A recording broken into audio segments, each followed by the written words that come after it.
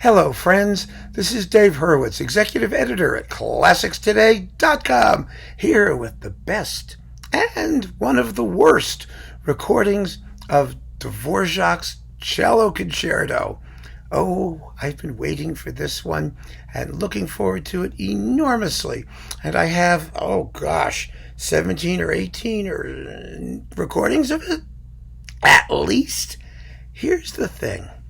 Dvořák's Cello Concerto is incomparably the greatest cello concerto ever written. There's a general consensus that that's basically true. And every single great cellist in the world has recorded it, often more than once. And so there are innumerable great recordings of Dvořák's Cello Concerto. And so I just sort of went to the shelves and started pulling them down. Handful by fistful, just tons of them. And because there aren't that many cello concertos that aren't 20th century works, there are so many more in the 20th century. And the 20th century cello concerto is a topic unto itself, which I promise we will be doing. But at the moment, until that point, there really were very, very few great cello concertos. There were some nice ones. There was Sanson, there was the Lalo, which is a horrible first movement, but becomes adorable after that. There were the two by Haydn, but even there, Haydn's first cello concerto wasn't even discovered till the 1950s. There just weren't many. There was one Baudelarized cello concerto by Boccherini. He wrote 20 some odd. They're delightful, but nobody knew them. Nobody knows them. Vivaldi wrote a bunch of them. They're really quite lovely Baroque pieces, but they're Baroque. They're in a different class. They're in a different form. And again, those weren't discovered until well into the 20th century. It's really kind of fascinating.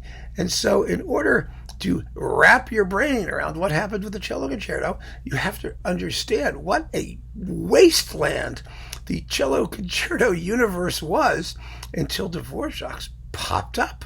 And since then, we've dug around and found a few others. We found Victor Herbert's, which is very good. Victor Herbert was a very good composer. And Sullivan's, which was reconstructed by Charles Mackerras, thank goodness. Quite charming, but nothing compares for conceptual grandeur and melodic gorgeousness and just drama and intensity and emotional truth and range and variety. Nothing compares to the Dvořák Cello Concerto. Period. And I love other cello concertos. Shostakovich's first cello concerto is a masterpiece. I think his second concerto is too. There are wonderful, wonderful modern cello concertos, lots of them. And so we can talk about that. But it's really probably fair to say that had Dvořák not written his, a lot of those composers would not have written theirs, because this is the concerto that reveals the potentialities of the instrument, everything it can and should and may do.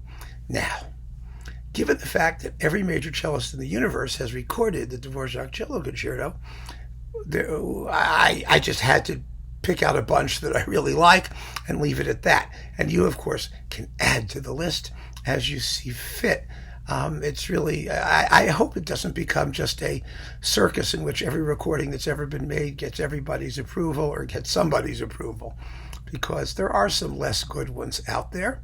There really are, and some of them may surprise you. I, for example, have never been a fan of the famous, illustrious Zell Casals recording. Why? Well, first of all, because I don't think Casals playing is anything really special. And second of all, because the recording sucks. Sonically, it's just very, very limited. And this is a piece of music that thrives on accuracy of timbre and on the combinations between the solo instrument and the orchestra, the glorious orchestration.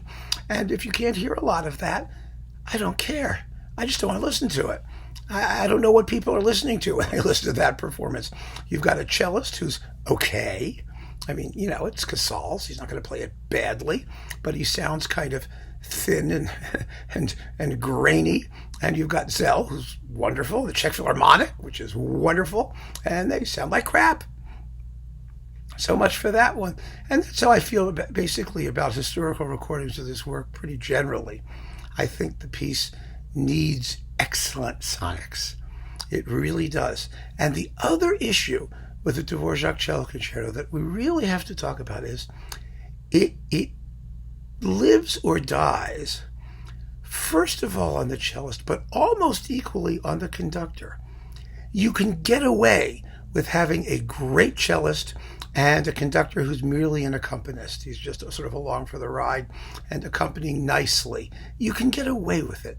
But the piece is symphonic. It's in cyclical form. It has marvelous formal qualities about it. For example, the recapitulation of the first movement, which short circuits its way straight to the second subject because the development basically works on the first subject, and and the expressive consequences of that, and the need to do something beautiful with the coda of the finale, and that gorgeous slow movement with the enormously turbulent central section that contains a theme that Dvořák wrote to memorialize his first love, and then he wrote the slow movement after she passed away. I mean, there's so much here that requires conducting, really great conducting. And if you get that, then it takes the piece to another level entirely. It really, really does.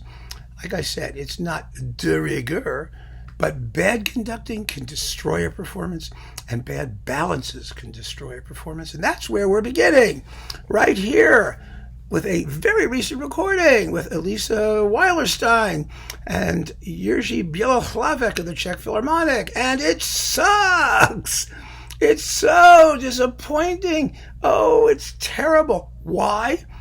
Not because, Weilerstein is a wonderful cellist, an enormously talented cellist, and she plays the solo part beautifully. You are not going to find a cellist who cannot play the solo part beautifully. You won't. And she does it very, very well. But Bělohlavek is a bore, and the sonics, they mess it up. They put the cello way out front, the orchestra way in back, and the whole thing just goes to hell. As a result, the piece can be destroyed that way if you don't have equality of participation between the cello and the orchestra, between the soloist and the conductors. And even when the conductor isn't so hot, as long as you can hear what the damn orchestra is doing, you'll probably be okay. So that's a cautionary tale. Happily, Weilerstein is quite young, and I am sure that, like most cellists, she'll have another swing at the piece later on. And I just hope, seriously, that when she does, that she really puts her foot down and insists on getting the kind of give and take and cooperation and collegiality that the piece really requires. I've seen this time and time again. Young artists are stuck in situations where they don't assert themselves enough, even though they know things aren't going the way they should. And I don't know if this was the case here. For all I know, she may love the whole thing because the spotlight's on her, but she deserved better. So, with that in mind, let's now talk about this pile of Dvořák cello concertos, having dismissed the illustrious Casal and dismissed the oldest and now one of the newest. Let's see what happens in the happy middle, shall we? Okay, here we go. First up, a really nice recording on Tellark, like one of the last things Tellark did before Tellark disappeared. This is with Zul Bailey and the New Jersey Symphony, no, the Indianapolis Symphony, New Jersey, whatever, under Jun Merkel. And boy, it's really good. The Indianapolis Symphony is a very good orchestra, and Zul Bailey is a great cellist, and Tellark usually gives you terrific sound, as they do here, although I think this is a live recording. I don't know, I was really surprised at how good this was. Very, very fine, and something that probably most people aren't going to notice, but if you see it, there it is. What is the coupling here? Oh, that's right, you get the Water Goblin and In Nature's Realm. Those are fun couplings. They really are. That's really cool to have all that stuff together. And something besides just another cello thing. Because Dvořák wrote a couple other little cello things. He also wrote, this is really his second cello concerto. He wrote an earlier one that he never orchestrated. It exists complete, absolutely no complete, for piano and cello. The Cello Concerto No. 1. It's a big, long, meandering kind of piece, which has since been orchestrated and played and performed, and it's quite interesting. But this is a nice coupling, good all-around disc. Dvořák program. Think about it. Next, here's an older one. This is an old favorite. Leonard Rose, Eugene Ormandy, and the Philly. Rose was just a wonderful cellist. Another one of these really terrific cellists. He doesn't get all the glamour and all the name stuff, but he was a fantastic musician. And Ormandy, of course, is the great accompanist to end all accompanists as a conductor. And the performance is a real collaboration between the two. And it's simply delicious to hear. And it comes with the violin concerto with Isaac Stern, which is also a very fine performance. These things, now that the Ormandy box is out of all the mono recordings, and we're beginning to rediscover a little bit just how fantastic Ormandy and Philadelphia really were. And Sony was giving away the store, cheap with these discs for such a long time. But everyone sort of took them for granted and said, it's a second class. I said, no, first class musicianship all the way through. Absolutely marvelous. And this one, okay. This is Truls Mork with the Oslo Philharmonic and Maris Janssens. It's first class because Mork is a terrific cellist. Janssens is a very good Dvořák conductor. That's some of the best stuff he did in Oslo. And you get one of the typical couplings, the Tchaikovsky Rococo variations, which I personally find boring. I know there are people who love it. I just think it's dull. I mean, I've heard good performances of it that keep me alert, and it's very pretty. It's Tchaikovsky, right? But Tchaikovsky, in his sort of faux classicizing mode, sometimes I think just becomes rather precious. And unfortunately, that's one of those times, in my opinion. I could be wrong. You can tell me if I'm wrong. I won't take it amiss. I know I'm not. Now, this is wonderful. This is the Czech guy, Joseph Chuchro. I mean, Chuchro is easier to say. How do you pronounce it? In Czech, it would be Chuchro, probably. With Neumann and the Czech Philharmonic. Absolutely first class, and it comes with the Joseph Suk violin concerto, which is also first class, and every bit as good as his previous one with Antrel. Really, really good stuff. Vintage Czech people doing this, and since I've already trashed two versions with the Czech Philharmonic, the Zell and this Bělohlavek, here's one with the Czech people that does them all proud. So that's something to consider. This is actually, I believe, yes, this is a Japanese super fun. See, it's like Japanese. See, there's the Japanese part. Yes, the Japanese issue, but you could find these things easily enough, and it's also in the big Dvořák Concerto Orchestral Music, whatever edition box on Superfun. Very, very good. Okay. This is a really, really good one, too. And the couplings are kind of interesting. We have Dvořák, Cello Concerto, obviously, with Peter Vispilve, a terrific cellist, wonderfully recorded by Channel Classics with the Netherlands Philharmonic Orchestra under Lawrence Rennis. Really, really good. And, again, this is one of those performances that you probably aren't going to notice or pay attention to, but I save the ones that I really like, that I think are most impressive. And so these are the ones that I have sitting around and that I'll pull out now and again and listen to. And the rest of it, let's see, what else do we have here? We have Dvořák, the Waldesruhe, Silent Woods, which is, one of the things that you always get, and the Rondo in B minor. And let's see, what else is in here? Arensky, the Chant Triste. Well, that's nice. And Carl Davidon, some sort of thing by Davidoff, pardon me. Carl Davidoff.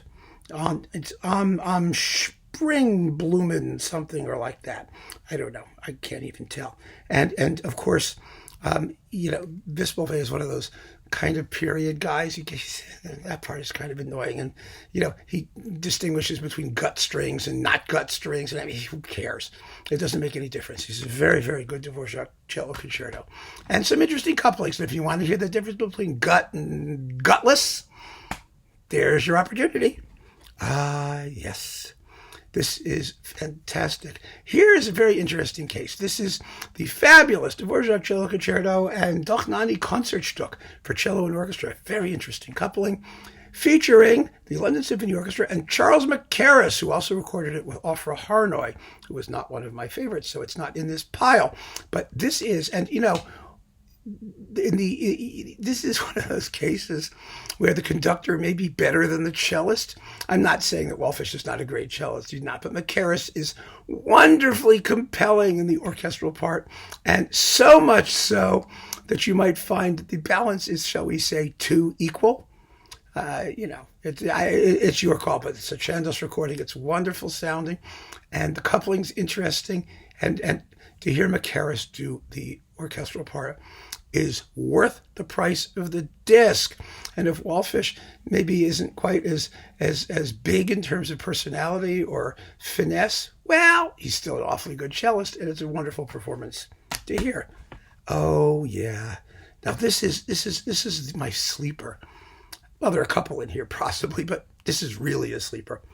This is Albert Catell. Albert Catell is a wonderful cellist. This comes with the, let's see what else is on here. You get, oh my goodness, the Polish National Philharmonic Orchestra under Stanislaw Wysocki. Yes, and you also get the Serenade, an excellent performance of the Serenade with the Südwestdeutsche Bläservereinigung thing under Albert Catell, who's conducting it. Now, Albert Catell. Well, what can I tell you about Albert Catell? When I was hanging out in New York in my early New York days in the early 80s, in the Tower Records and HMV stores near Lincoln Center, remember those? Those of you who were there at the time? This little old man used to hang out with us, and it turned out that was Albert Catell. He was charming. He was delightful. He had some tape in his back pocket of his Dvořák Cello Concerto. It's a performance that really meant a lot to him. And somehow he got it to this label, which was Divox, I believe, or something like that. Well, Memoria, historic recording. It's actually very good sound, perfectly fine sounding. And this is Memoria. I think it used to be on Divox. I think I have it on Divox. Anyway, this is. It came out, and he was so excited. He was very incredibly happy. I mean, he was very elderly at that point, and we played it a lot in the store, and we told him it was wonderful. And you know what? It really was. He was an old school cellist. This is a big, romantic, passionate, let it all hang out there, kind of like Rostropovich. That sort of thing. Just a big, grand performance by a terrific musician who for some reason never got perhaps the recognition he deserved. I don't know what his story was.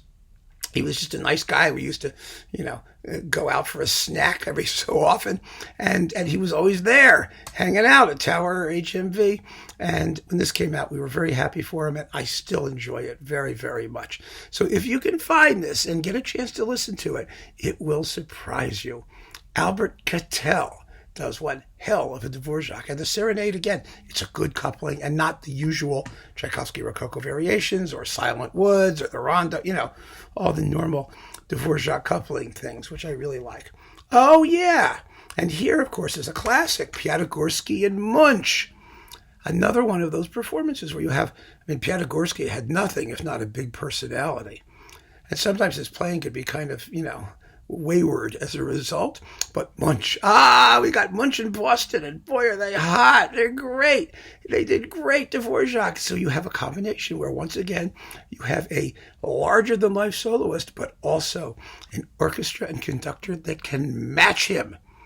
And when you do that, you have spontaneous combustion.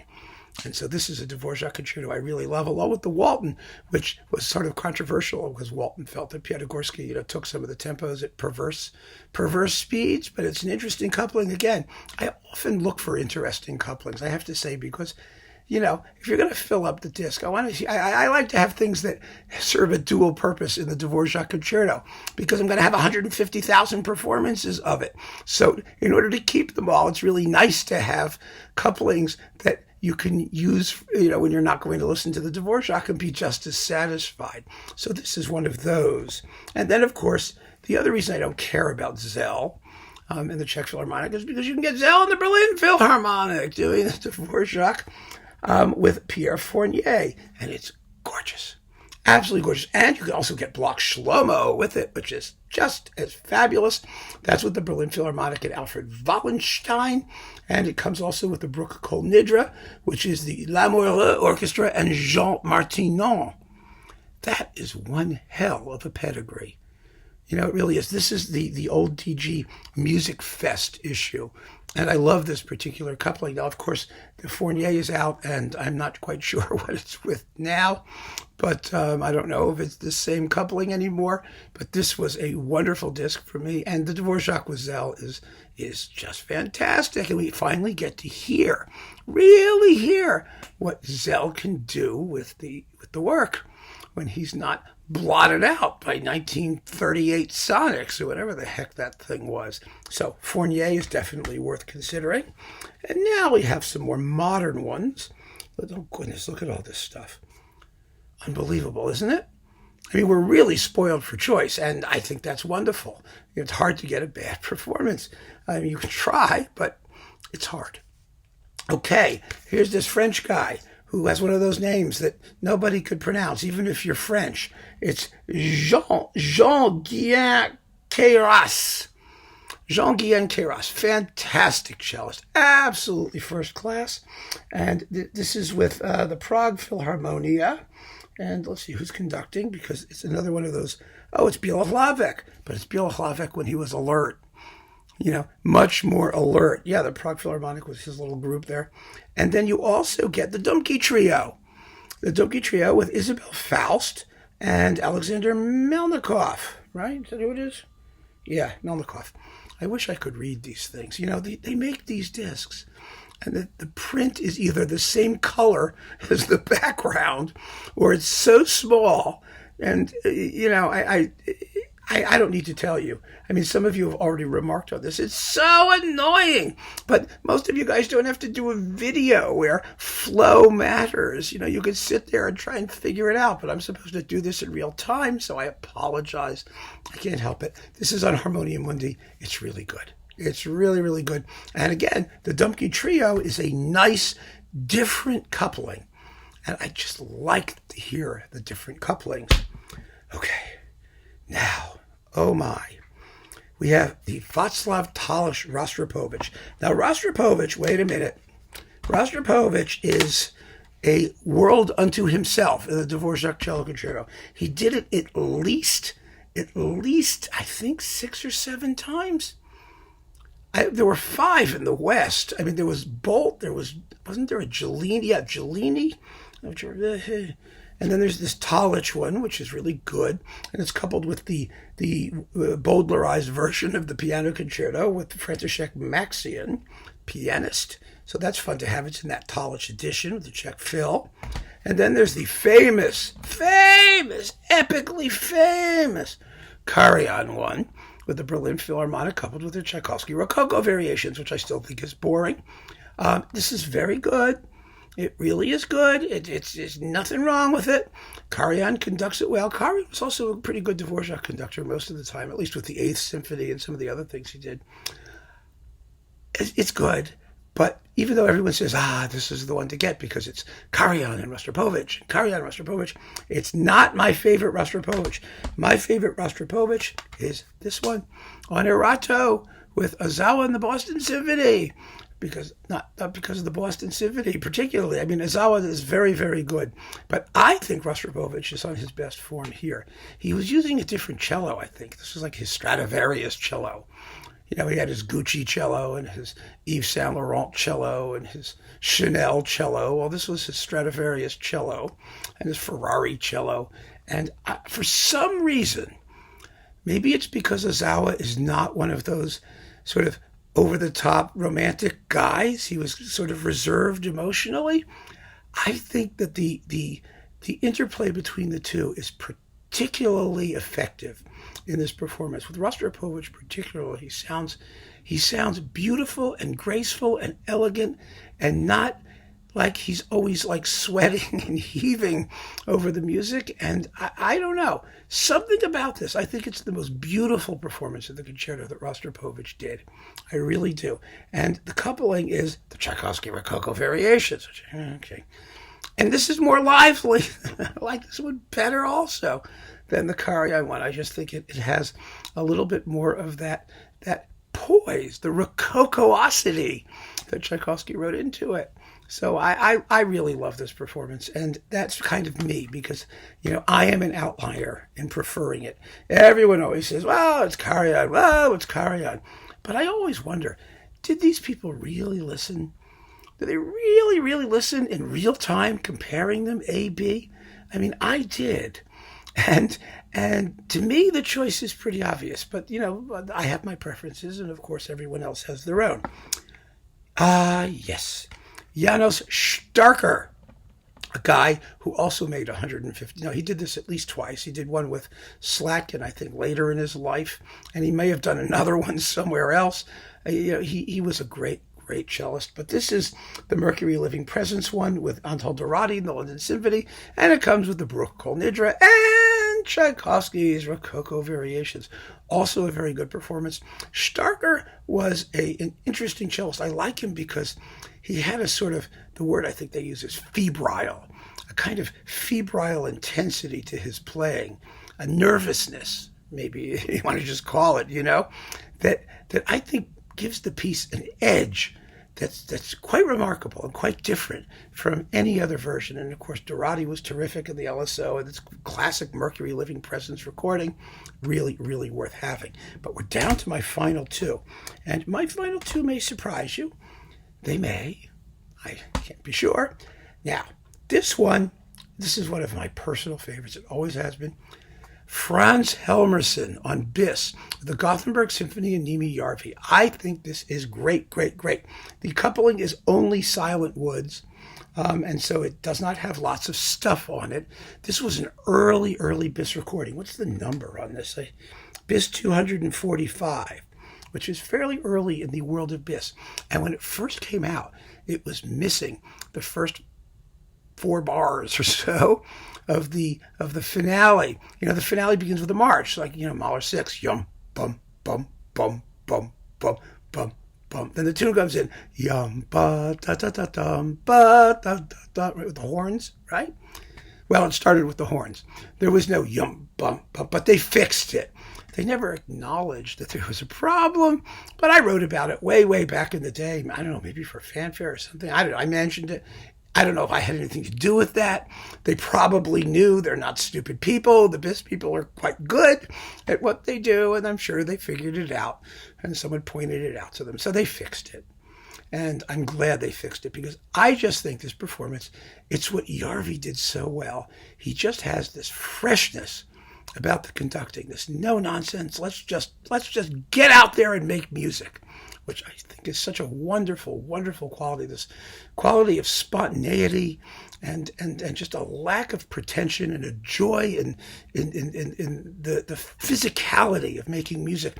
And Helmerson is a spectacular soloist who matches him every step of the way. It's just a wonderful, wonderful performance, superbly well recorded. Absolutely beautiful. One of those vintage Bis recordings. I just love this performance. I come back to it. It's like the Nils Erik Sparre Four Seasons on Bis also, which was my favorite Four Seasons.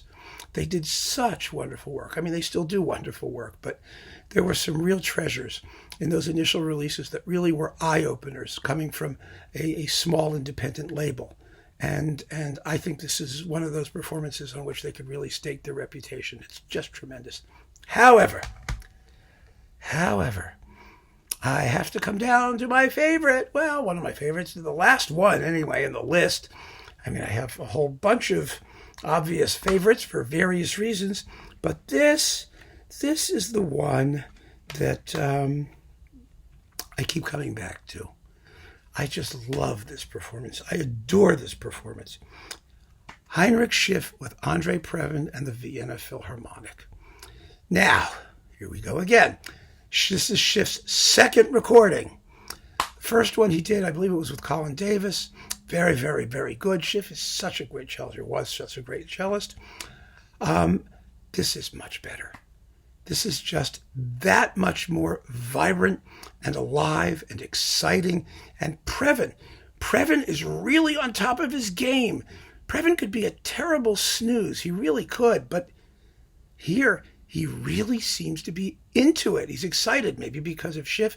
And of course, the Vienna Philharmonic is glorious, absolutely glorious. But what really gets me about this performance is its very lively, wonderful sense of rhythm that I think it just keeps the piece moving beautifully, beautifully well.